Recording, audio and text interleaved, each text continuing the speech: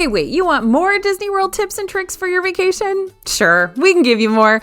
All of these Disney World tricks have 3 things in common. They're quick, they're easy, and they're hard-won from our team members on the ground in Disney World every single day.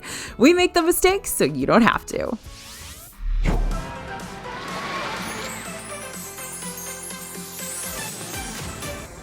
Hey everybody, it's AJ for Disney Food Blog, and I'm going to keep things brief here in the intro because I got so many easy tricks I want to share with you before your vacation, and more than likely you'll also be able to apply to next year as well. So let's jump right into it.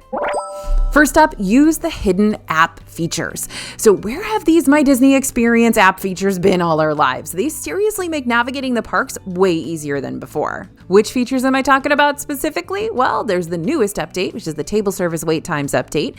There you can see the current walk-up wait times for table service restaurants and lounges, just like you would be able to for a ride. If you find one with a short enough wait for you, or one that you're willing to wait for, you can join the wait list right from the app. Then there's the water bottle refill station toggle, where you can see all the water bottle refill stations right there on the My Disney Experience map.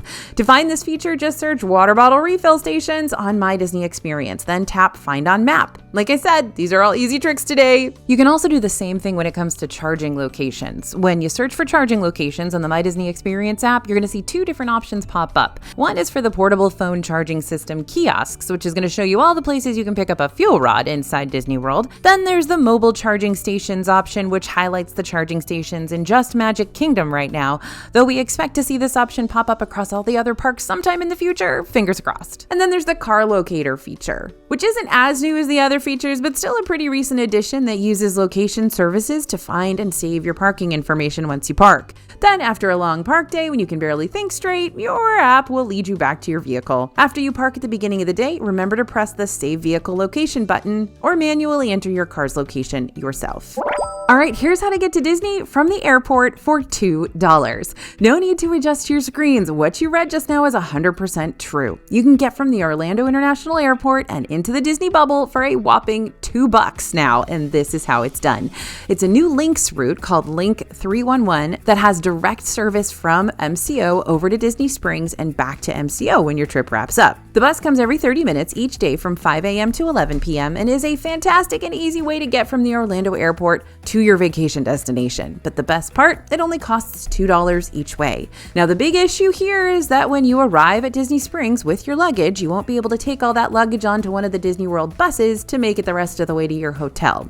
Shouldn't be a problem if you only brought a backpack with you, but for those roll-on suitcases, you're still going to need to book a ride share like Uber or Lyft or even a minivan to get you the rest of the way to your hotel once you're in Disney Springs. Good news, however, is that the ride share from Disney Springs should be much cheaper than ordering one from the airport, so you'll still be able to save a bunch of money by taking the Link 311, even if it might involve an extra step or 2 to get to where you need to go. The Lynx route can also provide you with cheap and easy transportation to Universal from the Disney Springs area, so if you're squeezing a Universal day into your trip too, don't forget that. But if you do that, be sure to transfer once you get to the Destination Parkway and Trade Show Boulevard stop, aka the Orange County Convention Center. Before you get off the bus at this stop, ask your driver for a transfer to Bus 38. This is going to prevent you from having to pay that $2 fare on your next bus. Once you board the 38, you're on the last leg of this journey. That bus will take you to a stop at Universal Orlando Security, the same spot you would be after walking through Universal's parking garage. Now you're just a 10-minute walk from the park entrance. We love this next tip. We're going to use it again. Save money, skip the sides. I know, sometimes our favorite part of the quick service meal can be the fries or the chips or the piece of fruit on the side, but if you're really just wanting that fast food entree and you don't want the extra food that goes along with it, because you know you're going to wind up throwing it away anyways, see if you can order the meal minus the side to shave down the price by a couple dollars. You're not going to see this as an option on the menu, but it does work. More than likely, you're going to have to wait in the physical quick service line to ask a cast member directly about this instead of editing a mobile order, since mobile order doesn't always have the ditch the side option. And that may not be worth the extra hassle for you. But if it is worth it, it could make your lunch in the parks even cheaper than it would have been before. For example, the sweet and spicy chicken waffle sandwich at Sleepy Hollow in Magic Kingdom, that typically costs over $11, but if you ask for it without the chips on the side, it's under $10. Next up, we want you to enter through Epcot's back door for a whole new reason. The way we used to navigate Epcot is completely different now.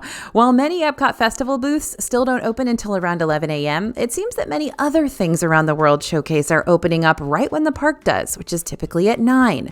This goes for not just the rides, but for several restaurants and shops now too. Here are all the World Showcase shops and restaurants that open right at 9 a.m. at the moment, though of course they're always subject to change, but we did have a reporter go in and check every single one just a couple weeks ago. So the Plaza de los Amigos Open Air Market in Mexico, Norway's restaurants, that's Akershus Royal Banquet Hall and Kringla Bakery and Cafe, both open at 9, Germany's gift shops, including Caramel Kusha, Italy's gift shops, the Joffrey Snack Cart and American Adventure Pavilion, Mitsukoshi Department Store in Japan, Oasis Sips and Sweets in Morocco, L'Albe Boulangerie Patisserie in France, of course, UK gift shops aside from the Toy Soldier, which opens at 10, don't know why, but there you go, and the Northwest Mercantile and Trading Post Refreshments in Canada. So if you're looking to grab some breakfast in the World Showcase and take advantage of the rope drop situation, you can now actually do both at the same time across the pavilions. You can enter the park through the World Showcase by using Epcot's International Gateway, the back side of the park, which you can access by taking the Skyliner from your Skyliner hotel or by walking there from one of the Epcot area resorts. This back entrance will spit you out right between the France Pavilion and the UK Pavilion. Want to dine at Space 220 without A, scrambling to get a reservation, and B, having to pay the full prix-fixe menu price? Then you may want to try eating at the Space 220 bar instead. This does not take advanced dining reservations, nor does it have a virtual waitlist that you can join. Instead, you're going to have to go up to the restaurant's host stand after the restaurant opens at 11:30 and add your name to the physical walk-up waitlist. Now, you're going to see a line of folks out there waiting for the restaurant to open, so if you really, really want to make sure you do this, then get there a little bit early. Also, keep in mind that bar seating is first come, first served, which is why we recommend checking on the status of things right when the Space 220 bar opens instead of swinging by later on when the wait list might already be booked up for the rest of the day. And since we're already on the subject of getting to certain bars right when they open, let's talk about a couple others that you're going to want to join walk-up wait lists for right when they open.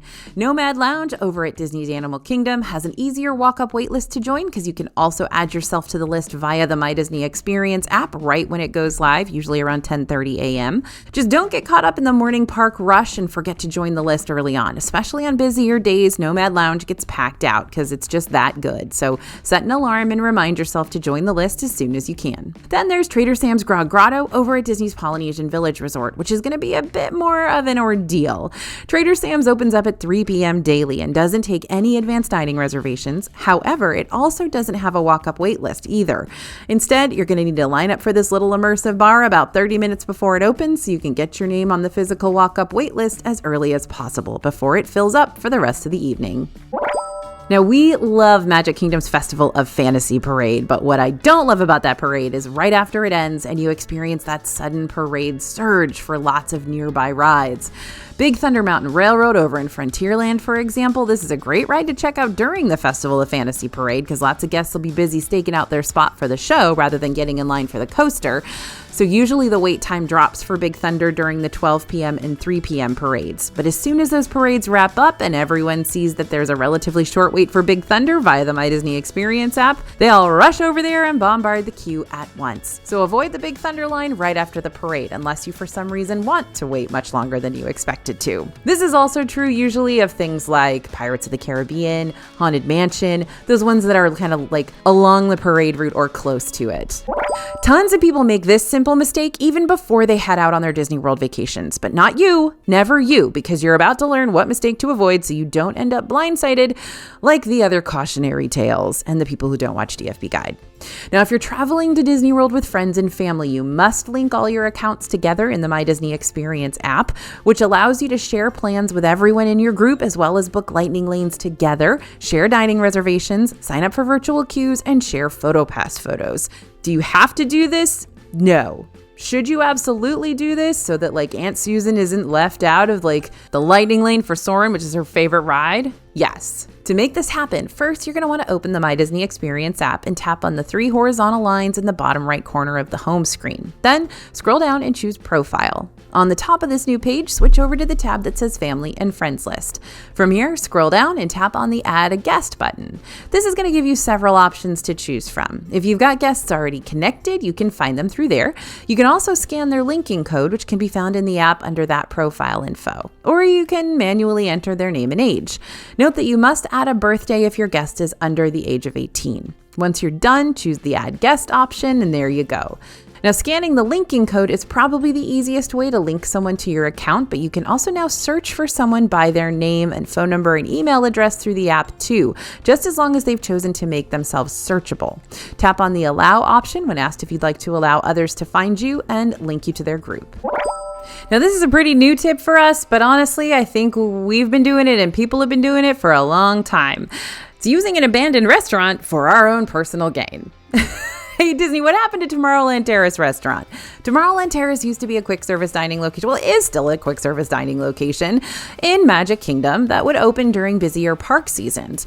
The food here was never exceptionally exciting, but you could grab things like chicken strips, bacon cheeseburgers, sometimes lobster rolls, salads. For a little while, they had the Columbia Harbor House menu here.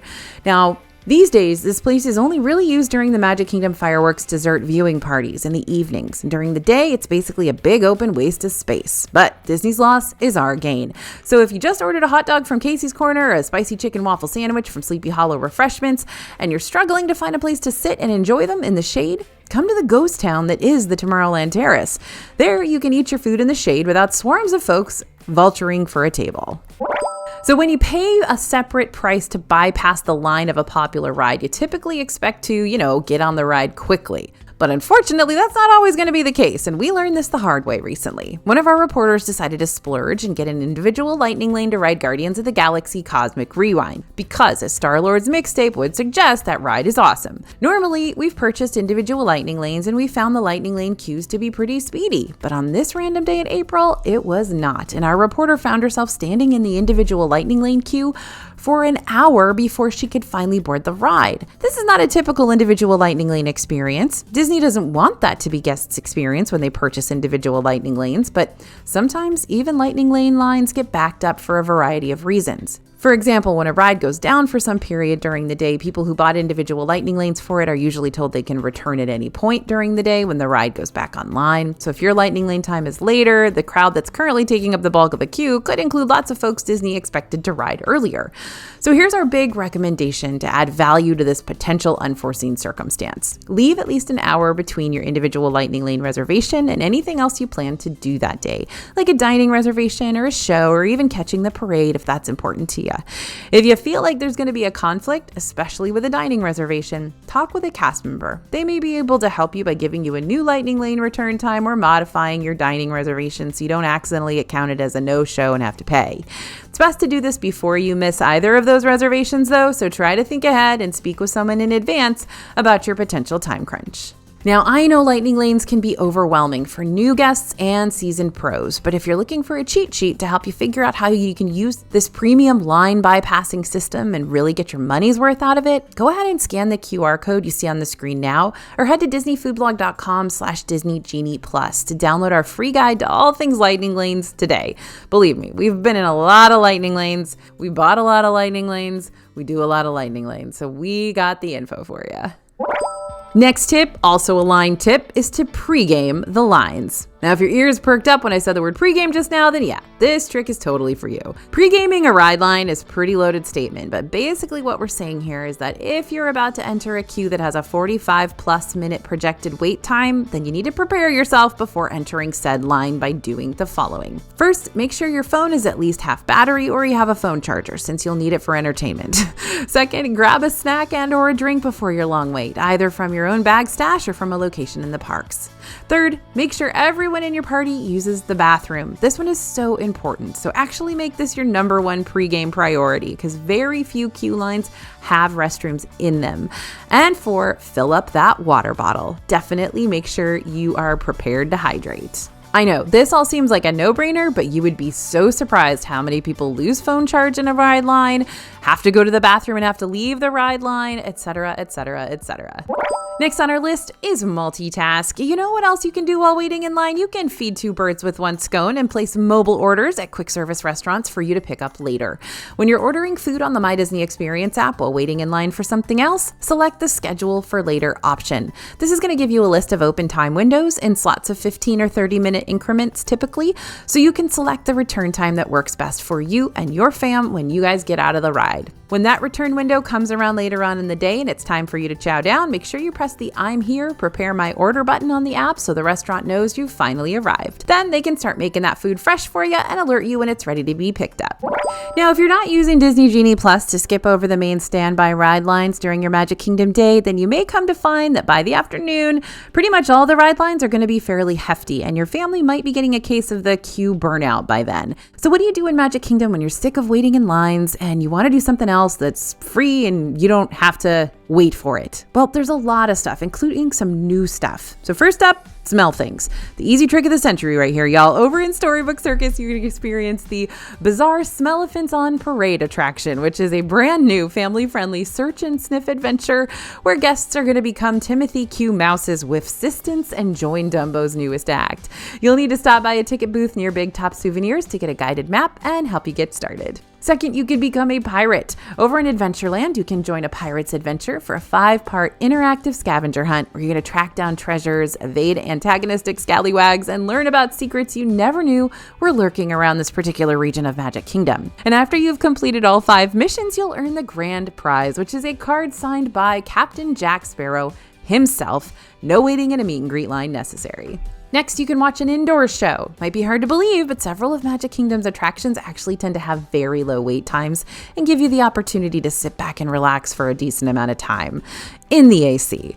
These attractions include shows like Walt Disney's Carousel of Progress, Hall of Presidents, and Enchanted Tiki Room. And you can also get pixie dusted. Entertainment can be found even inside the Fantasyland gift shops. Next time you're in Sir Mickey's gift shop or Bonjour Village Gifts, ask a fairy godmother if you can be sprinkled with pixie dust for free. The fairy godmothers will be the ones holding a wand out in the middle of the store. Once you find one, they'll ask you to make a wish before proceeding to coat your hair in a layer of sparkly pixie dust. And yes, all you adults out there, this free activity is for all ages. Just ask DFB Cassie. This is probably her favorite thing to do in Magic Kingdom. Some say she still has glitter in her hair to this very day. Ooh, this is a really good one, and it's something that we find that a lot of people don't realize, so wanted to throw this in here. Even though Park Pass reservations ceased to be a thing for most guests starting at the beginning of 2024, that doesn't mean the parks can't still reach capacity during those super busy times of year. So how do you avoid getting tripped up by those rare occasions when the parks do sell out and suddenly you can't park hop over to a particular park because it's at capacity? First of all, you need to know that even though a park might be at capacity now, doesn't mean it's going to stay at capacity all day long because guests come and go from the parks all day, so you may have a much easier time entering the park at the start of the day around rope drop or early entry, or after those afternoon crowds start to disperse. This is also why having a park hopper ticket could come in handy. If one park is at capacity now, you can always visit a different park that's not at capacity currently and then try hopping over to that sold out park later on when the crowds aren't as intense. Just remember to call Disney's capacity number. It's 407-560-5000. Isn't that wild? They actually have a number to call to find out if the park you want to go to is sold out. And that's awesome and super useful. Now, it really does stink being turned away at the gate, and it doesn't happen often, but it does happen on occasion during those busier seasons, like around Christmas time or rare specialty park celebrations, like what we saw at Hollywood Studios on May the 4th. Now, worst comes to worst, Disney is all about ensuring that guests' needs are met. So if all else fails, stop by guest relations at the ticket window outside the parks and see what they can do. Our next tip is one you're going to hear from us 10 million times from now until eternity, and that's to hydrate and get the free water cups. So Bria has written this particular portion of the script all in capital letters, so she is yelling at me and at you in turn. Here we go. I know that writing this all in caps makes this point sound like a threat, but I promise it comes from a place of love and worry and by no means has any ill intentions. Even if you don't have a refillable water bottle handy, ask quick service locations for a cup of free water so you don't have to worry about paying for a bottle of water multiple times throughout the day. Okay, she has finished abusing her caps lock button. We just always want to make sure that none of you end up passing out from dehydration because believe it or not, it happens more than you would expect. This one's an oldie but a goodie, and we're going to keep recommending it because we do it every single time we're in the parks. No leftovers left behind. If you bring your own plastic baggies or plastic containers from home to keep in your park bag, you can use them in several different ways. They can hold your leftover snacks like Mickey Rice Krispies or giant lollipops so you can munch on them later. They can protect your electronics from getting wet when it gets rainy out, or if you plan to go on a water ride and have to take your bag with you. These are extremely useful on Kali River Rapids. And they also carry snacks that you purchase from the grocery store ahead of time so you can avoid paying $5 plus per snack every time you start feeling kind of munchy during your park day. And that also derails you getting into the next ride line. Our new favorite containers that we've been carrying around the parks with us lately are those foldable silicone storage ones like we found over on Amazon for $17. Not only does that price give you multiple storage containers in varying sizes, but since they're also collapsible, they don't have to take up a whole lot of room in your bag until you need to use them. All right, look, I've been there. Sometimes the ride is too intimidating, or sometimes, deep down your stomach isn't going to be able to handle it. No matter the reason, you may, for some reason or another, need to dip out of the ride queue before you get to the front of the line. And that's what the chicken exits are for.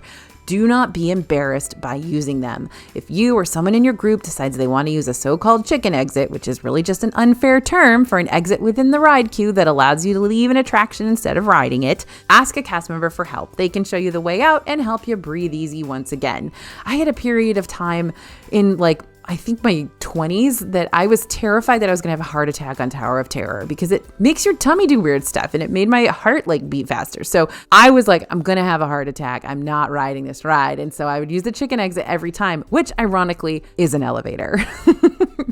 When you finally arrive at your Disney World hotel, sometimes the last thing you want to do is wait in line to check in at the front desk, which is why the mobile check-in feature on the My Disney Experience app is a real nifty thing. It's a time-saving perk that lets you go straight to your room once it's ready. All you need to do is wait for the notification telling you your room is ready, and then once you are notified and given a room number, you'll just scan the sensor on your hotel room door with your device or Magic Band, and there you go, you're in. You can also choose to use automatic checkout as long as you've got a credit card on file in the app. With auto checkout, you don't need to do anything except leave your room by 11 a.m. If you've requested a late checkout, you'll have until that time to leave, but keep in mind there's always a chance you might not get this request granted if the resort has a quick turnaround time that day. Usually if I want a late checkout, I will call and ask for it first thing in the morning the day before I'm checking out.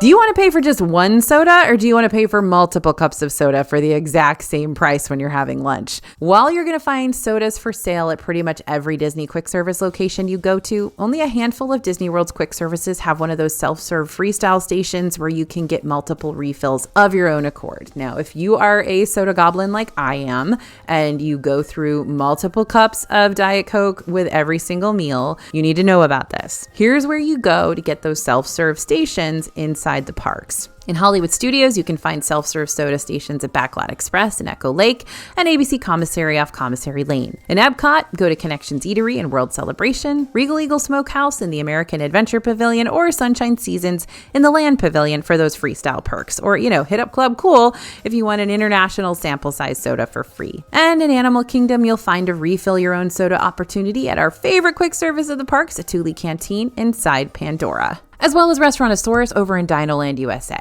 Being early to your Disney World vacation is never a bad thing. It just means you can get your trip started even sooner. However, if you've just traveled from the airport, you'll likely still be dragging around your luggage with you, which isn't exactly ideal if you're wanting to hit up your resort pool or start a shopping spree around Disney Springs while you're killing time waiting for your hotel to tell you your room's ready. And dragging around all that luggage will be especially annoying if you're vacationing in 2025, since you're going to have the opportunity to hit up one of the Disney water parks, either Typhoon Lagoon or Blizzard Beach, whichever one's open when you're there, on the day you check in. Good news, you don't have to keep dragging your luggage around. Instead, you can drop off your bags over at Bell Services in your resort. Bell Services will safely hold your bags for you while your room to be is getting all Also, on the sad but inevitable day when it's time to check out of your room, Bell Services will be more than happy to hold on to your luggage during your last hurrah around the Disney bubble too. Also, if you checked out of one hotel and you're grabbing one last breakfast or lunch over at another Disney hotel, the resort you have dining reservations for can hold on to your luggage too at their Bell Services.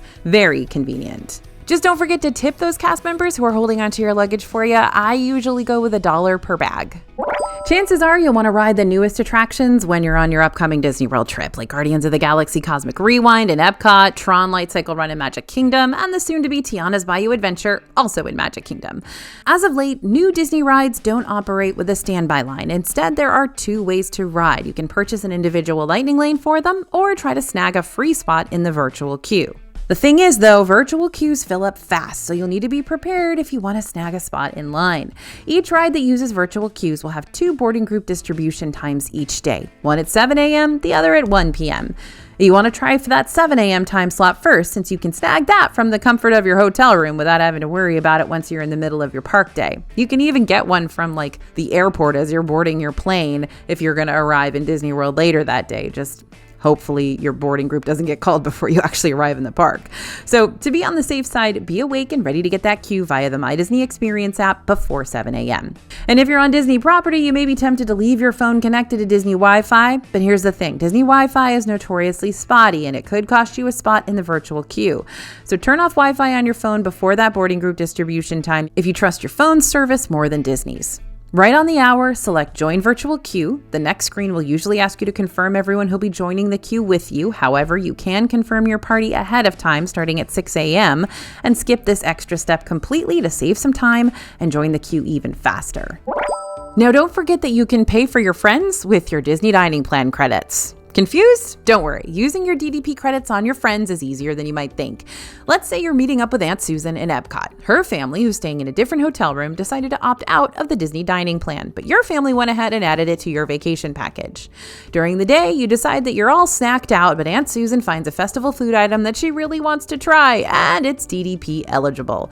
You can absolutely let Aunt Susan use one of your Disney dining plan snack credits, and no one's going to arrest you and throw you in Disney jail for doing so.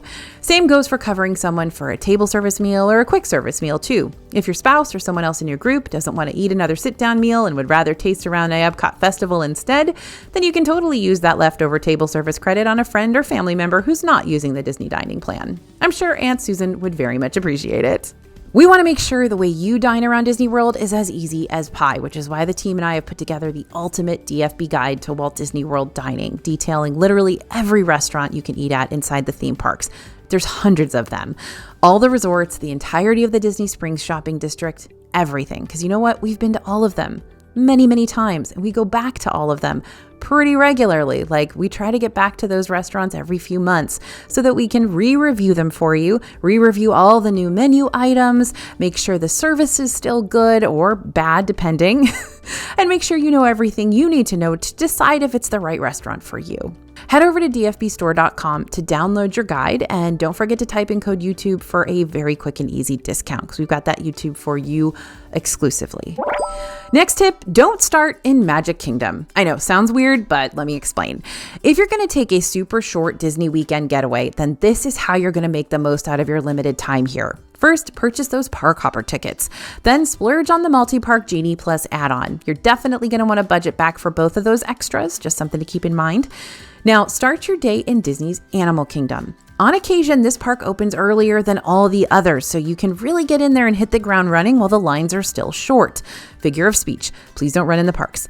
Now, while you're getting in line for Animal Kingdom's ride, start stacking your lightning lanes in the second park you plan on visiting that day, like Magic Kingdom or Hollywood Studios, for example. It's very likely that the second park you're going to go to that day is going to be open later than Animal Kingdom, so that's the good choice.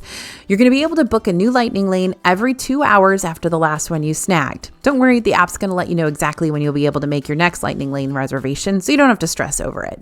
Once you've hit up everything in the Animal Kingdom that you want to, you can jump over to Magic Kingdom when you're ready. By then, you should have a whole lot of lightning lanes already lined up so you can quickly get on the rides in this second park, one after the other. Note, for this strategy to work, you're going to want to make sure the lightning lanes you've selected have return times that actually line up with when you're going to be in the second park. Because if you book a return time for 10 a.m. to 11 a.m. for, say, Big Thunder Mountain, but you're still in Animal Kingdom during that time, then you're going to wind up wasting a lightning lane. So keep an eye on those return times and make sure they work with your park hopping plans.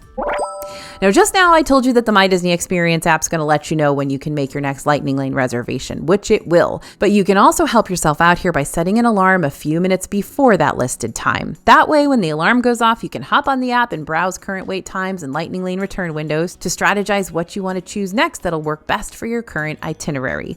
Every minute saved helps. Once upon a time, Disney used to be able to send souvenir purchases you made in the parks back to your hotel so you didn't have to lug them around with you all day long. But when Disney World shuttered its doors during the COVID-19 pandemic, package delivery was shuttered as well, and it's been that way ever since.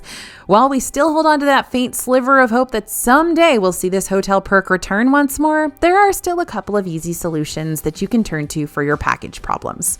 First, you can rent one of the Disney lockers to store your items so you don't need to hold on to them all day long or have to backtrack to your hotel room. Lockers tend to range in price between $10 and $15 for the day. Or you may want to use Disney's shipping services so you can have your items sent directly to your house, your real house, not your hotel house, for an added fee. This can be a solid option if you're purchasing a larger item or just don't have much space left in your suitcase. Yeah, we know that feeling. Disney will even ship your items internationally with a few exceptions. It may not be the service we once knew and loved, but at least it's something. Another tip that I actually figured out by accident is that you can ship anything that you purchased in a Disney gift shop via any other Disney gift shop. Here's the example. Okay, so my friend dining in Disney over on Instagram, her name is Heather, was going on a trip to Europe and wanted a whole bunch, some sort of hat, like Mickey Germany ears or Peter Pan hats. I can't even remember. She wanted like 10 of them, right? Now, I personally did not want to put all 10 of these things in my suitcase, take them home, take them to the post office and send them. So I went to my hotel gift shop right before I left the hotel to fly home. And I said, hey, I bought all of these things in Epcot. Can I send them to my friend's house from here for just the cost of postage? And she's like, yeah, totally. They just had to check the SKU to make sure that I had bought them in a Disney World gift shop. And they did, and I had. And so they packed them all up and they sent them to her house. So I didn't have to like do the multi-step process of flying this stuff home and then going to the post office and like putting them all in a box, doing all this stuff, right? They just did it for me. It was super useful. And all I had to pay was like the postage, which is what I would have had to pay anyway at the post office at home. So yes, anything you bought at a Disney gift shop, you can just put it all in a big pile at the end at your hotel gift shop and be like, hey, can you put this in a big box and just send it to my house? Pretty handy, especially when you have to buy like 10 Mickey ears for somebody. Now, this next one is one of my favorite tips, and I use it myself all the time. If you have a hotel room preference, your wish is Disney's command sometimes. At check-in time and or in the My Disney Experience app, you can make room requests for certain buildings or locations at your hotel. Want to be close to the pool, somewhere near transportation, in a building far away from the foot traffic? Disney will do their best to accommodate all requests, but keep in mind that there's no guarantee you'll get what you ask for. The same is true for room upgrades. It's always worth asking for one because the worst case scenario is that a cast member will say there aren't any and then you can just move on with your life. But remember that if a request can't be accommodated, it's not because Disney cast members are trying to pick on you. It could be for a number of reasons, but most commonly it's because the room type you asked for is already completely booked up by other guests. So always be kind when putting in your request, but remember to keep being kind even if you don't get the answer you were hoping for. Okay, yeah, but how do you even know which buildings you want to request? Well, that part's actually kind of up to you, but we are going to help. Look at a map of the hotel you wish to stay at and figure out which building will put you in a comfortable walking distance to the lobby, the buses, the pools, the food for your family. Or on the flip side, you may also want to track down the building that might be further out from all these amenities, simply because you prefer less foot traffic and more peace and quiet rather than that extra convenience that may come along with more noise and more people by the lobby. Either way, look over the online maps of these resorts and get a feel for the building that's going to best fit your family's needs. If you still find yourself checked into a room that's not what you were hoping for location-wise, contact the front desk and see if a room switch is still possible. If it's not, then it's time to pull out plan B and make the most of where you've been placed. If you're placed in a building way out in the boonies, look into whether the hotel you're staying at has an internal bus route that travels through the resort grounds. Furthermore, make sure to look into other methods of Disney transportation around property offered from your resort. For example, with some of the buildings at Pop Century or Art of Animation that are far from the main lobby and therefore the buses, they're still closer to the Skyliner station, which provides easy access to Epcot and Hollywood Studios. Same thing with Caribbean Beach Resort, airport. If you're not close to the Skyliner station for the actual hotel, you might be very close to the Skyliner station for the Riviera. And that means that you're also closer to the better food options at the Riviera, so that's a tip in itself. And if you're placed in a room that's too close to all the resort action for your liking, make sure to pack sleeping aids like earplugs and white noise machines to help block out any extra convos and giggles that you might be hearing going on in the hallways. How much you use your phone during the Disney World day is completely up to you, but whether you use it constantly or just every now and then for a quick picture and a wait time check, you're gonna wanna make sure your phone doesn't, out on you. You'll always catch me recommending that you pack portable chargers so you can use them while you're strolling around the parks, especially those wireless ones if you have wireless charging on your phone. But if you have a charging cord with you and you want to take a break from your Disney day to juice up your phone while simultaneously resting up and cooling down before braving the crowds and rides and heat, here are some low-key locations around Disney where you can sit back, relax, get out of the sun, and charge. 1. Disney World lobbies. Several lobbies at hotels are now equipped with either new seating or newer tables that are high-tech enough to allow you to charge your phone while you're sitting idle, waiting for your bus or fellow party members, or maybe even just trying to get some work done. Disney's hotel lounges can also be a great place to charge up while you're sipping on a fruity spirit and chit-chatting with a friend. 2. Storybook Circus. Over at Storybook Circus in Magic Kingdom, there's a yellow circus tent that many people tend to pass up simply because they don't know what's inside it. So what is inside this tent? Not a whole lot, to be honest, but that's actually great for us because we like to come here to sit and breathe and juice up our phones and have a midday existential crisis and, however else we want to bide our free time. This tent is located near the Fantasyland train exit, so don't accidentally neglect it if your phone's in desperate need of a charge. 3. World Showcase Pavilions. This strategy may not give you a full charge, but it might give you enough of a charge to keep your phone hanging on for just a little while longer. While yes, the new World Celebration Gardens are absolutely booming with charging ports for you to use, they're all outdoors. So if you're in need of some AC in the midst of your World Showcase wraparound, be sure to pop into each pavilion and see where your next best spot to charge could be waiting for you. We've done this before in places like the Shanghai Disneyland exhibit in the China Pavilion and inside the American Adventure Pavilion while we wait for the next show to start, simultaneously listening to the wonderful voices of Liberty take the spotlight in the rotunda. And by the way, if you really want to multitask, go ahead and charge your phone on the buses. There are actually charging ports under your seat. We got a lot of different charging locations we could recommend for you around Disney, but we've compiled all our favorites into a post over on the DFB website. To see it, just Google Disney Food Blog plus charge my phone.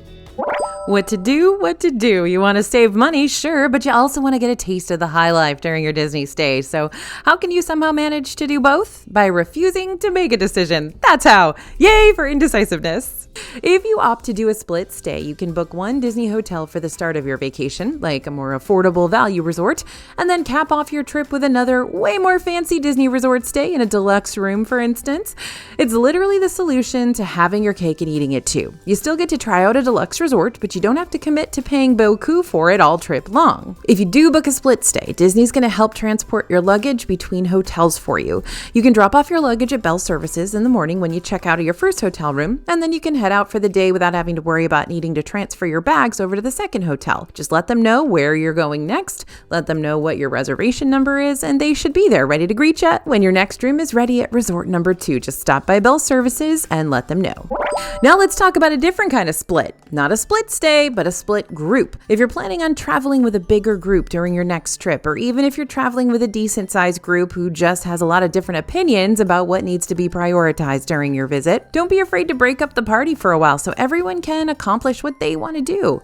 Splitting up from your group also comes in handy when you're trying to attack multiple experiences at once, like Epcot's festival food booths, for instance. If one person gets in line for one booth and another person gets in line for another, then you can cover more ground and more food in less time and share it all. This is a strategy the DFB reporters use all the time. Disney World has their own stroller, wheelchair, and ECV rental locations at the front of each of their parks. And while your rental purchase will be good for the whole day, the rental items themselves cannot transfer between locations. So what do I mean by that? Let's say you have a park hopper ticket and you're planning on visiting both Epcot and Hollywood Studios in a single day.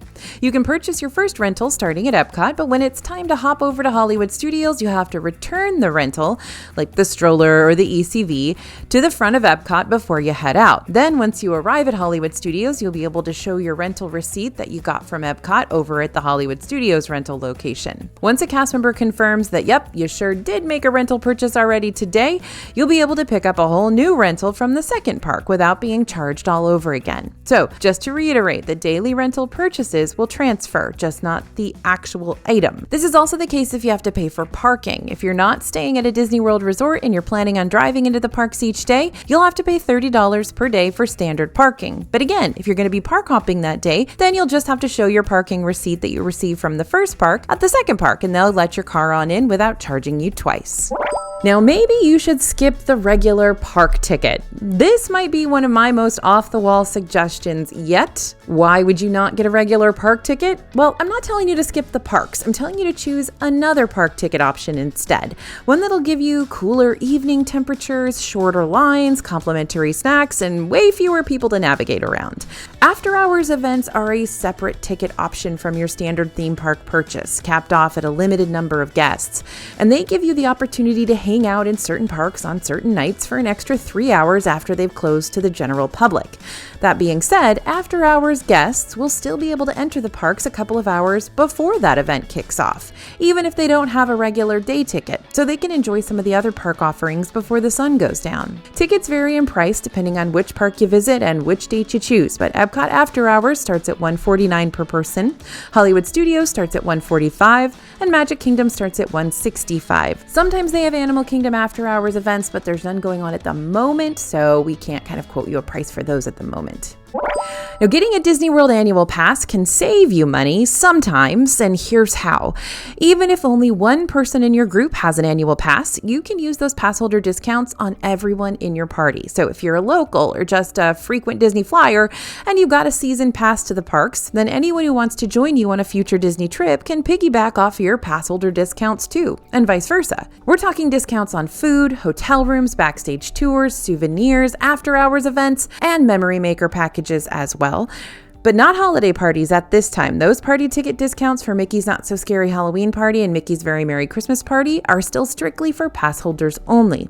You can see the full list of pass holder discount opportunities over on the Disney World website. And if you only go to Disney once a year, you can always get an annual pass for your trip at, say, the beginning of June, and then go at the end of May the following year and get 2 trips worth of savings out of one annual pass. Long gone are the days of free Magic Bands for Disney World hotel guests, but you can still manage to get a cheaper Magic Band than everyone else if you're planning to stay on Disney property during your next visit, and a lot of people don't know about this. To access this Magic Band discount, open your My Disney Experience app and tap on the 3 horizontal line icon in the bottom right corner of the page. From there, you can scroll down to the section that says Magic Bands and Cards. Now, if you tap that, it'll take you to a screen with more options, but you want to select the Discover More with Magic Band Plus one. If you stay at a Disney World hotel coming up, you can browse the latest online, which is where you'll find those hotel guest-specific discounted options. These discounts are subject to availability and could always change, but it never hurts to check and see if you can buy a band for cheaper. An exclusive group of people have access to Disney's most affordable deluxe resort, and that resort is Shades of Green. Shades of Green is an Armed Forces Recreation Center resort, meaning that it's owned by the United States Department of Defense, but located at Disney World. What's unique about the hotel is that you must be a member of the Armed Forces or be sponsored by one to book a stay here. The resort is meant to be an affordable option for service members and their families, so room rates are on a sliding scale. What does that mean? Well, pricing is based on the military member's pay grade, so one can expect to pay less if they're just starting out in their military career compared to someone who's worked their way up the ranks over time. Most of Epcot's drinking spots aren't shy in the slightest. They're going to want you to come on over and try out whatever you want, and you're going to be able to track each of these locations down with ease. But then there are the sneakier Epcot drink spots that not as many people know about, which might play more in your favor if you want to pick up a quick beverage minus the wait. In the Brass Bazaar at the back of the Morocco Pavilion, you're going to find the Morocco Snack and Beverage Cart. This tiny, unassuming little bar packs quite a punch, and by punch, we mean sangria. You're going to find both red and white sangria for sale here, but here's the catch. It's served for two, so you'll only pay one price but receive 2 cups. Word of warning, this cart doesn't seem to have any set hours, meaning you'll have to just catch it open by chance. From what we've seen personally, though, it seems to usually be open during the middle of the day. Meanwhile, over in the France Pavilion, Le Vins de France may look more like a gift shop rather than a bar, but that's because it literally is a gift shop with a bar hidden on the inside. Here you're going to be able to choose from an array of champagne as well as different wines, but what makes this place extra special is their champagne flight options. There are 2 champagne flights currently available, one more affordable and one a little fancier, so you can choose which champagne tasting route you want to go. Sometimes this tiny gelato cart next to Muppet Vision 3D in Hollywood Studios is so inconspicuous that even we forget it's there. But then this gelato cart goes and releases new and interesting gelato flavors, and suddenly we find ourselves ready to brag about it again. The Grand Avenue Gelato Cart always has 8 different flavors on the menu. Usually our go-to is the Pog Gelato with that famous passion fruit orange and guava flavor, but this gelato cart also likes to incorporate new flavors of the month, which gives us a reason to come back regularly to see what they're serving up next. During our last visit, we got to try the prickly pear sorbet, which was extremely bright and extremely beautiful, like dragon fruit-like hue, that somehow tasted like 4 distinctly different flavors. A little bit of pear, a little bit of cranberry, a little bit of vanilla, and a little bit of caramel. This is run by the same folks who run Vivalio Gelato in Disney Springs, FYI. So I'm here shouting from the rooftops, letting you know that just because you're not seeing dining reservations for the Disney restaurant you want to eat at now, doesn't mean you need to give up. When it comes to table service dining, you can always check the My Disney Experience app for last-minute reservation availability. And don't forget about how the app also sometimes offers a walk-up waitlist for select restaurants, which in the past has given us the opportunity to snag some really great dining on the fly more times than we can count. Some Disney hotel restaurants also have to-go options you can take advantage of if your reservation strategies have been exhausted. Just search to-go in the My Disney Experience app, and you're going to see which table service restaurants have this option. Then you can order your food on the fly, just like you would for a quick service location, like a mobile order. A few of the more popular hotel sit-down options with to-go capabilities include Steakhouse 71, the Contemporary Resort, Sanaa at Animal Kingdom Lodge, Three Bridges Bar and Grill at Coronado Springs, and Olivia's Cafe at Old Key West. But if none of those options work out for you, you can always move on to Plan C or maybe even Plan D by this point and ask about potential availability in person over at the restaurant's podium first thing in the morning when the dining location opens for the day. Okay, wait, there's more Dole Whip hiding out in Disney World. At El Mercado de Coronado, aka the quick service location inside Disney's Coronado Springs, used to be Pepper Market for those of us who are super old, you can order from a small selection of soft serve flavors. But one of those flavors just so happens to be the famous pineapple Dole Whip. You even have the option to swirl your Dole Whip with some vanilla soft serve if that's what your heart is telling you to do. And get this, there's another hidden Dole Whip spot I need to tell you about. That's 2 hidden Dole Whip spots, people. And actually there are tons. You know there are tons. You go to Pineapple Lanai, you go to Swirls on the Water, lots of places to get Dole Whip with no park ticket, but very few people know about these 2 spots. So anyway, going on to the next one, if you head to the Dolphin side of the Walt Disney World Swan and Dolphin hotels, the Grab and Go Fuel Market has a little station where you can get self-serve frozen yogurt and self-serve Dole Whip. This is the only place on property that you can get self-serve Dole Whip. Fill it with however much you want. Just remember, every ounce is about 70 cents, so don't get too wild. So if you've got little ones or someone with mobility concerns in your group, then you're going to want to scope out the Disney World hotel bathrooms before you book. That's because not every Disney World hotel has a shower tub combo. Some have showers only now, which can be a problem for those who need to sit during their baths or for younger kids who aren't used to showers. Trust me when I say Disney World is not the place to get them used to showers. But guess what? We have room tours of all the different Disney hotels up on our website that you can check out right now. Just search DisneyFoodblog.com hotel tours in the Google search engine and you'll be led to a full list of all our website posts that feature complete hotel room tours. You can also check Disney World's website at any time for the most up-to-date photos and information. Now, don't forget to check for construction. No matter what time of year it is, you can probably find some kind of construction or refurbishment project going on at Disney World. There's so much. Disney World is basically the size of like 2 Manhattan islands. So think about how much construction is going on in Manhattan on any given day, and you're definitely going to find some in Disney World. And this is why it's always a good idea to research your hotel before you book it and see if there's any sort of renovation projects that'll be going on during the time you're planning on visiting. We always do a roundup of updates like this in our free DFB newsletter to make sure everyone who's signed up for them is always alerted about the latest Disney construction and news. But for now, here's a super quick roundup of a few noteworthy projects we've been featuring in those emails that my newsletter people are already aware of. First, the Disney World website has a statement on its Port Orleans French Quarter page warning guests that between May 2024 and November 2024, some rooms at the resort will be under refurbishment. This means that those rooms will not be available to book, and it also means that guests may be able to hear some construction noise during the day. Jumping into the future, for 2025, there are actually 2 major reasons why you may want to skip out on a stay at Disney's Yacht Club Resort. Reason number 1, just like French Quarter, some guest rooms at Yacht Club will be under refurbishment from January through May 2025. Now, we don't know if some rooms are going to get an update, a refresh, or a retheme, but something is definitely happening early next year. Meanwhile, at the exact same time, the major pool shared by Yacht and Beach Club, Stormalong Bay, is going to be closed around the same time for maintenance from January through June 2025. So that's not just 1, but 2 projects that'll be happening at this resort during the beginning of next year. So you may want to look into other deluxe resort options instead that are still nearby the Epcot area, like Boardwalk Inn or Swan and Dolphin hotels. Bay Lake Tower at Disney's Contemporary Resort recently announced their lengthy refurbishment that's going to last for a whole year. According to the Disney World website, the refurbishment will last from September 2024 to September 2025, but that's always subject to change.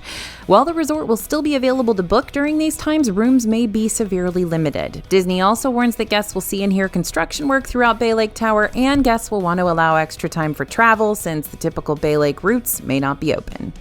Disney keeps working to improve dining experiences for those who visit their parks with food allergies. Now, if you're planning on dining at a table service restaurant, but you or someone in your group has a food allergy that you need to alert the table service of ahead of time, this is what you'll need to do. Step 1, while making your advanced dining reservations online, be sure to note any special diets on the reservation itself. You're going to be presented with the option to note a food allergy or special request as part of the reservation process. So when you see the option below, click Add. Step 2, if you want to make extra sure that your food allergy is addressed during your visit, email Disney's Special Diets department at special.diets@disneyworld.com or call 407-824-5967. Step 3, just to make double extra quadruple sure that your allergy concerns are addressed, talk to the chef or restaurant manager when you arrive.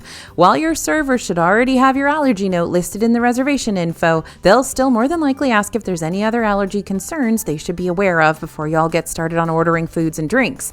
And if they don't ask this question for some reason, you can still mention that you'd like to talk to a chef or manager before your meal, so any lingering allergy concerns are squared away before you dine.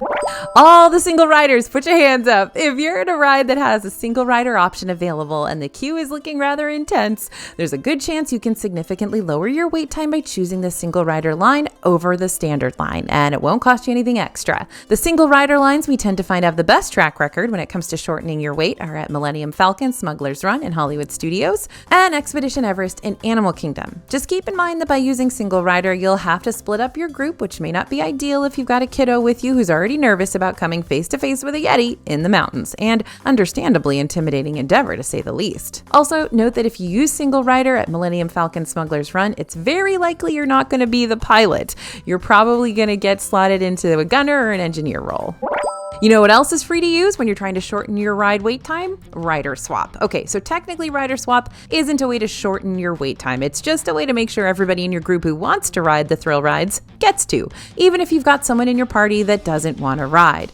Just ask a cast member at the front of the attraction about Rider Swap before you jump in line and they'll get you all set up. So this is probably one of my favorite Disney dining hacks of all time. For Disney-owned restaurants, you can make your dining reservations 60 days before your vacation. If you're staying at a Disney World hotel, you can make reservations for your entire trip at the 60-day mark. However, if you're staying off-site, you'll have to book those resis 60 days in advance, one day at a time. But there is one major exception to this rule. Many Disney Springs area restaurants are available to book on the Open Table website, and if you make your reservations there, you might be able to get them even earlier than Disney's 60-day marker. You might even be able to book some a year in advance. It's overkill, but we admire your eagerness at the same time. As As an example, you can book Summer House on the Lake 90 days in advance. Both STK Orlando and Raglan Road Irish Pub can be booked 180 days in advance, and Wine Bar George can actually be booked a year ahead of time through OpenTable. However, some spots like the Boathouse still keep to that 60-day window, but provide another way to grab ADRs if you're not finding them over on the My Disney Experience app. Just check OpenTable. Okay, is this a niche point? Probably, but it may impact the start of your Hollywood Studios day more than you realize. The restrooms on Hollywood Boulevard during rope drop, i.e. the ones located just after the park entrance, are wildly packed out. Too packed for you to waste your time on, especially if you've really got to, go. And to make matters worse, they're not excessively large either, so that long line at the start of the day builds up fast. Instead of using those restrooms, relieve yourself before stepping through the park gates by stopping at the bathrooms outside of Hollywood Studios entrance, which are massive and often kept pretty clean. Oh my goodness, I cannot stress this one enough. If you wear makeup at Disney, get the waterproof stuff because your face will get wet. Wet with rain, wet from water rides, wet with tears because you're just so happy or just so tired, either or. Wet from the sheer amount of sweat that pours down your face for hours on end. There are a few waterproof makeup brands our DFB reporters tend to favor more than others because they're in the parks all day, every day. And these are not going to break the bank for you. For instance, Maybelline New York Volume Express, that's a mascara that's like $8 on Amazon or at your local drugstore. We found that it stays on and doesn't really smear even after a full Disney day, which is nice since we really don't want to look like Rocket Raccoon by the end of the night. If you want to keep your cheeks looking rosy all day, not because you're overheating, but in a way more adorable way, these blush sticks from ColourPop are only $10 and they're nice and hydrating, meaning the color won't flake like some powders do. And while lipstick is usually the first thing to fade when you're facing a long day at the parks, the Maybelline Superstay Vinyl ink goes on and stays on, delivering up to 16-hour wear with a color lock formula. It only costs $10 as well. Now, I'm going to talk in circles about the importance of planning ahead of your Disney World vacation. I'll even tell you to have backup plans just in case things go askew. But here's the truth of the matter. Something is bound to happen during your vacation that you just didn't realize was going to throw off a good portion of your itinerary, and you're going to have to roll with the punches. Like how our Tron virtual queue return time interrupted Festival of Fantasy for us, and we had to bow out before the end of the parade. Or how Space Mountain just wouldn't go back online again, no matter how much we begged and pleaded for it to stop being temporarily unavailable. Or even how 2 of our Lightning Lane return times ended up clashing, and we had to sacrifice one for the other. And yet, when it was all said and done, we were still able to deem our day as the perfect day for us because we were still able to roll with the punches and switch things up on a dime when needed. Honestly, that's why you watch DFB Guide, to learn everything about what could happen and how to actually make it great even if it does. So even if you think your itinerary is flawless, know that Disney will still try to find ways to put your plans to the test. So be ready and don't get stuck on one particular thing if it doesn't go your way. Just be flexible, go with the flow. It's all going to be fine. Now, I'm cheating here, but I still think it's important to remind y'all that your Disney World Resort stay in 2025 is going to look a whole lot different than it does now. Starting in 2025, if you're staying at a Disney World Resort hotel, you're going to get a free park ticket to the water parks on your arrival day. This ticket will be good to use at either Blizzard Beach Water Park or Typhoon Lagoon Water Park, whichever one is open. And that means you can just drop your stuff at your hotel on check-in day, either in your room if it's ready for you, or at Bell's Services, like we talked about earlier, and then head out to go have some fun in the sun. So don't forget that that is going to come around very soon. If you're going in 2025, you're staying at a Disney hotel, you're going to have that water park ticket, but it's only going to be available on your arrival day. So make sure to give yourself plenty of time to use it on that first day. Maybe arrive a little bit earlier than you were expecting. Take a flight in the night before and stay with a friend or something like that so you get your full day at the water parks. And also don't forget to make sure that your water park gear is in your carry-on just in case something happens to your luggage on the way. All right, easy peasy lemon squeezy. Now you can take on a Disney World vacation in 2024 or beyond with plenty of tips and tricks in your noggin to help you out. But if you want the cheats to go along with your tricks, don't forget to download our Genie Plus cheat sheet over at disneyfoodblog.com/Disney Genie Plus. Totally free and ready for you to get right in your inbox. Looking for even more Disney World planning tips for your 2024 trip? I mean, if you've got the time, why not spend it planning, right? We got 2 other 2024 planning videos up on the channel that you can check out for lots of extra Disney advice that we didn't have time to squeeze into today's video. So be sure to check out our 50 Disney World tips for 2024 and the best Disney World tips and tricks of all time. Thanks for listening, everyone, and thanks for watching. As always, this is AJ for Disney Food Blog, and we'll see you real soon.